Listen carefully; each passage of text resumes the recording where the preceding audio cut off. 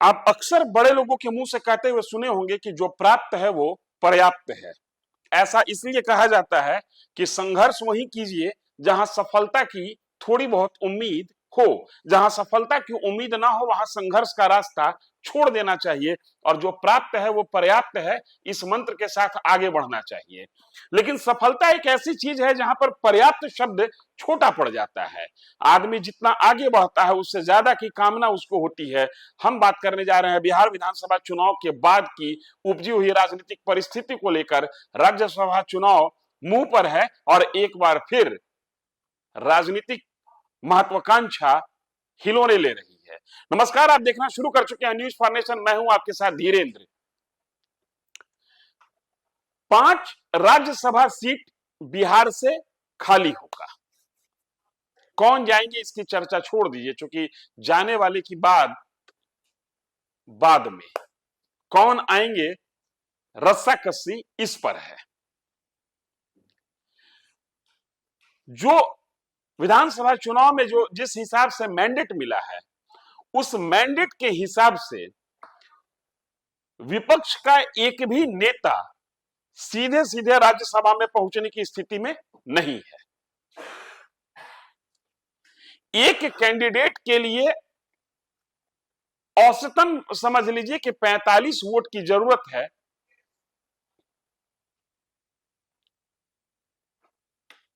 और 5 सीट खाली हो रहा है। 4 कैंडिडेट आसानी से निकल जाएंगे, लेकिन 5वें पर पेच फंस सकता है। अब परेशानी इस पेच को लेकर नहीं है, परेशानी इस बात को लेकर है और वो भी जीतन राम मांझी को लेकर है। जीतन राम मांझी ने खुल्लम खुल्ला कह दिया कि हमको क्यों नहीं, एनडीए में सबसे, बीजेपी के बाद सबसे बेहतर स्ट्राइक रेट हमारा है। बीजेपी के बाद अगर औसतन देखा जाए तो सबसे ज्यादा वोट लेकर हम आए हैं। लिहाजा 2 और 2 बीजेपी जेडीयू ने आपस में बांध लिया और 1 सीट एलजेपी को दे दिया। हम की चिंता किसी ने क्यों नहीं की। जीतन राम मांझी गया के टाउन हॉल में आज यानी रविवार को अपनी ही पार्टी के कार्यकर्ताओं को संबोधित कर रहे थे।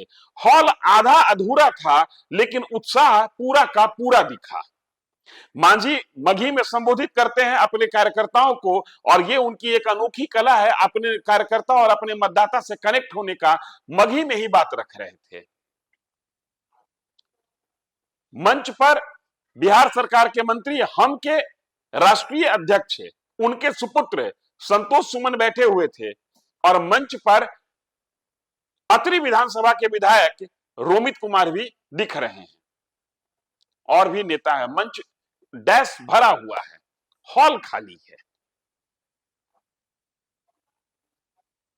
मतदाताओं को सशक्त करने का मंत्र देते हुए, वोटर लिस्ट में नाम जुड़वाने का आग्रह करते हुए अपने पुत्र की ओर मुखातिब होते हैं जीतन राम मांझी और कहते हैं कि आपका कोई प्रवक्ता, पार्टी का कोई नेता इस बात पर सवाल खड़ा क्यों नहीं कर रहा है कि एनडीए में 5 की 5 सीटें बांट ली गई और हम सेकुलर के हिस्से कुछ नहीं आया।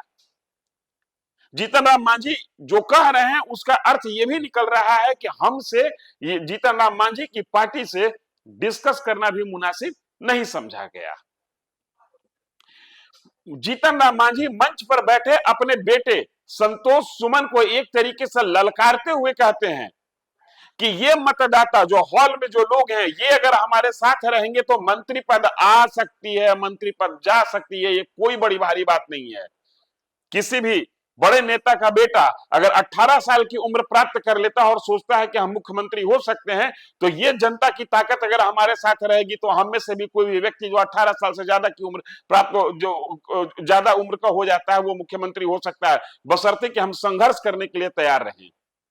संतोष सुमन को एक तरीके से ललकारते हुए जीतन राम मांझी कहते हैं कि आप बात कीजिए, जरूरत पड़ने पर मंत्री पद छोड़ देना होगा, छोड़ देंगे। दिल्ली में हम हैं, हम दिल्ली की कुर्सी छोड़ देंगे, लेकिन ये नहीं चलेगा। ये एक तरीके से राज्यसभा चुनाव के मद्देनजर एनडीए में सिरफुटौल की स्थिति और सिरफुटौल के बाद की स्थिति जो बनती हुई दिख रही है, वो एक तरीके से फूट की स्थिति दिख रही है। जीतन राम मांझी के शब्द और तेवर तल्ख हैं। नाराजगी किसी और से नहीं है, अपनी ही पार्टी के नेताओं से है।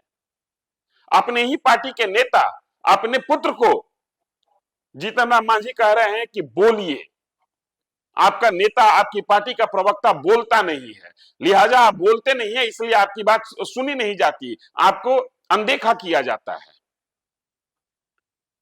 एक सप्ताह पहले जीतन राम मांझी गया जिले में ही अपनी ही पार्टी के एक महिला विधायक के अभिनंदन समारोह में कुछ ऐसा बोल गए थे, जो शब्द, जो डायलॉग आज तक उनका पीछा नहीं छोड़ रहा है।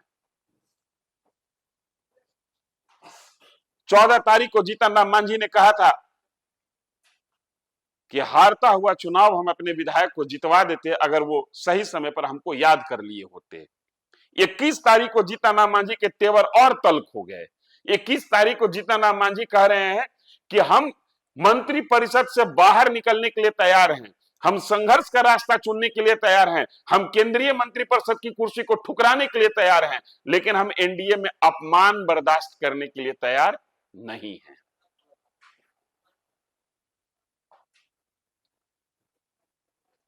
उनकी बातों को देखने और सुनने पर ऐसा लगता है कि उनकी नाराजगी किसी और से नहीं, अपने पुत्र से अधिक है। क्योंकि हॉल में भीड़ कम है। हम सेकुलर के जिला अध्यक्ष हैं, नारायण मांझी को इसके लिए जिम्मेदार ठहराया जा रहा है, लेकिन जीतन राम मांझी इस बात के लिए तैयार नहीं है। वो कहते हैं कि नारायण मांझी की इसमें कोई गलती नहीं है। पार्टी की ओर से नारायण मांझी को वाजिब मदद नहीं मिली, इसलिए हॉल नहीं भर सका, लेकिन जो भी लोग आए हैं वो हमारे अपने लोग हैं और उन्हीं के बदौलत हम हैं।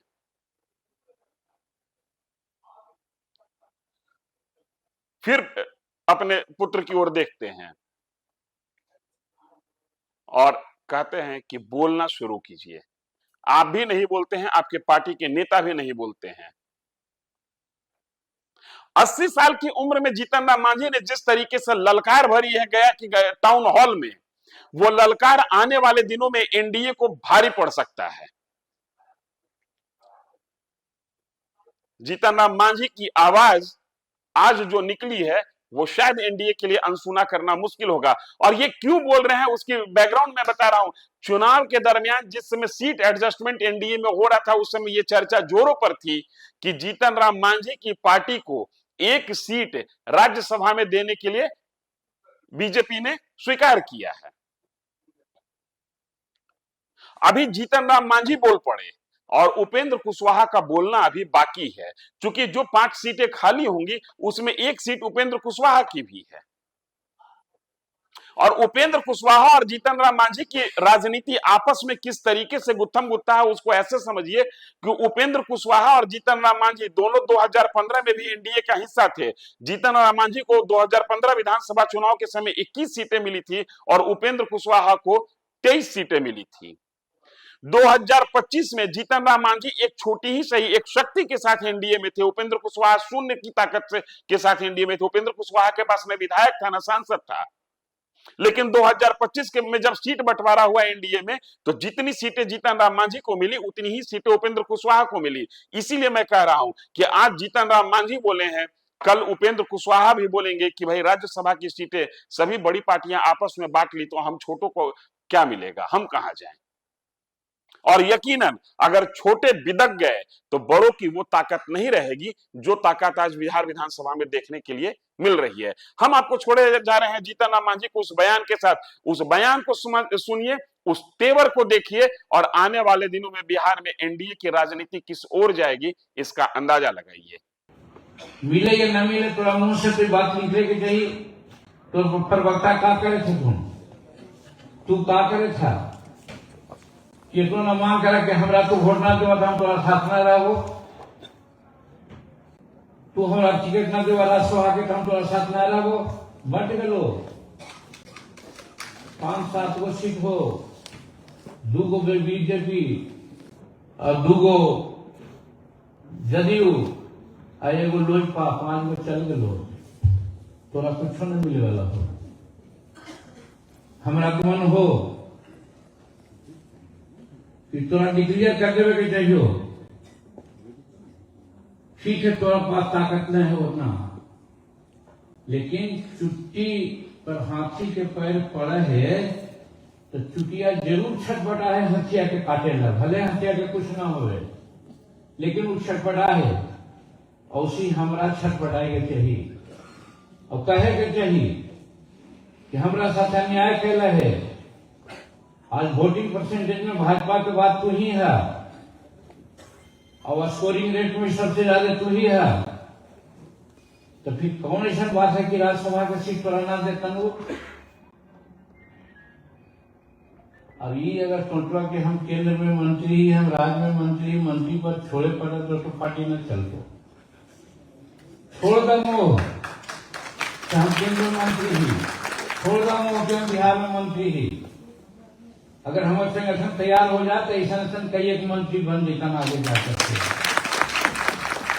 तो डिक्लेयर कर देवे के चाहिए, बुलावा अपन प्रवक्ता से कि सुन रही है कि राज्यसभा के टिकट अभी में होने वाला है, हमरो हिंदुस्तानी मोटर से वो मिले के चाहिए, लोकसभा सीट में ही काल गया न करवा तो हम तोरा साथ न रहे के विचार करबो करा न का हो। हम मंत्री पद न हली तो हमें न जीतता हली।